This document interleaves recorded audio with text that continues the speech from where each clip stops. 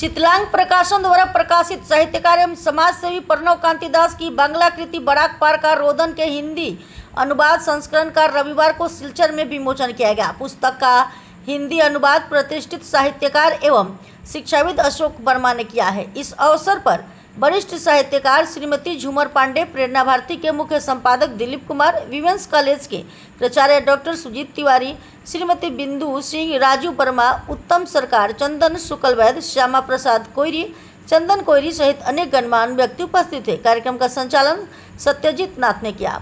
वक्ताओं ने प्रिंटेड साहित्य के घटते प्रभाव पर चिंता व्यक्त करते हुए लेखक, अनुवादक और प्रकाशक की सराहना की। अशोक वर्मा ने अपने संदेश में कहा कि प्रणव कांति दास की रचनाओं में मानवीय संवेदनाएं, प्रेम, करुणा और सामाजिक सरोकारों की गहरी अभिव्यक्ति मिलती है। उन्होंने विश्वास व्यक्त किया कि हिंदी पाठक इस कृति से आत्मीय जुड़ाव महसूस करेंगे। 2 सालों तक दिलीप जी को ज्ञात है इसके बारे में। तो बराक में जब पूछा गया कि बराक में कुछ लोग इसके बारे में लिखे हैं क्या साहित्य में, तो दीदी का नाम आया और कुछ लोगों का नाम आया जो कि साहित्य में इसके बारे में এরকম একটা নতুন কভার দিয়ে কোনোদিন হয়তো বই করতে পারবো কিনা, আচ্ছা লিখে যাই।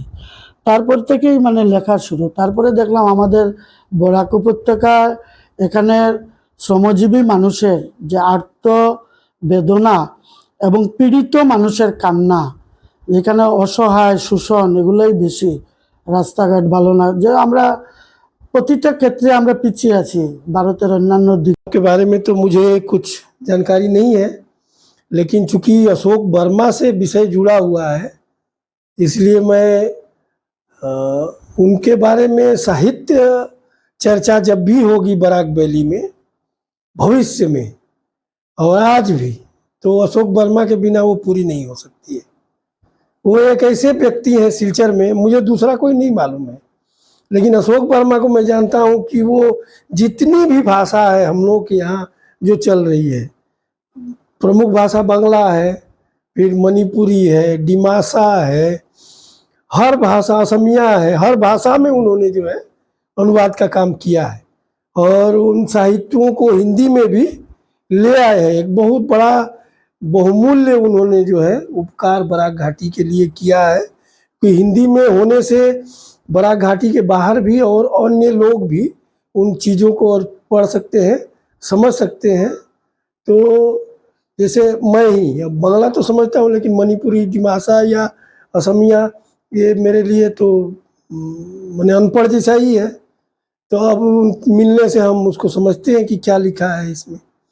तो उनका ये बहुत बड़ा योगदान है और सैकड़ों पुस्तकें, 1, 2, 4, 10, 20 नहीं, 100 से ज़्यादा पुस्तकें उन्होंने प्रकाशित की हैं और एकदम निस्वार्थ, एकदम प्रसिद्धि से दूर, सम्मान उम्मान का कोई भूख नहीं, एक बहुत হচ্ছে তার নিজের হাতে লেখা মেসেজ।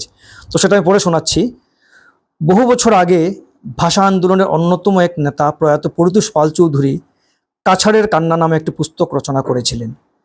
তখনকার কাছাড় আজকের বরাক। কবি প্রণব কান্তি দাস তার কাব্যগ্রন্থ বরাক পাড়ের কান্নার হিন্দি অনুবাদ প্রকাশ করতে যাচ্ছেন, এ সংবাদ খুবই উদ্দীপক। বরাক আমাদের জন্মভূমি, জন্মভূমি মাতৃসদৃশ। মাতা জন্ম দেন, জন্মভূমির উৎপাদনে আমরা লালিত পালিত হই। তো আমিও ভাবছিলাম যে প্রণব লিখছে বা কি করছে, কিন্তু ওর নিজে লিখছে না কেন বা নিজের একটা ওর বই বের হচ্ছে না কেন, মনে মনে ভাবতাম। কিন্তু হঠাৎ করে দেখলাম ওর একটা বই বের হয়ে গেল গত বছরই।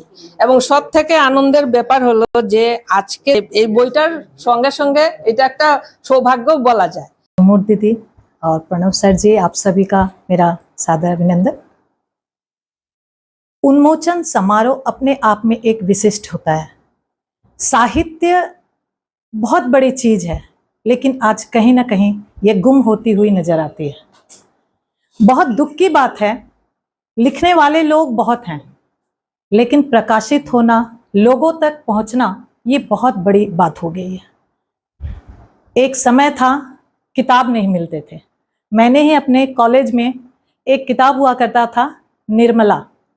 जब मैं कॉलेज में पढ़ती थी तो वो उपन्यास होता था, उसके ऊपर 10 मार्क्स के क्वेश्चन भी आते थे। उस समय दूरदर्शन चला करता था। किताब नहीं मिलती थी तो निर्मला सीरियल बहुत चलता था, हम लोग वो सीरियल देख के पढ़ाई किए हैं।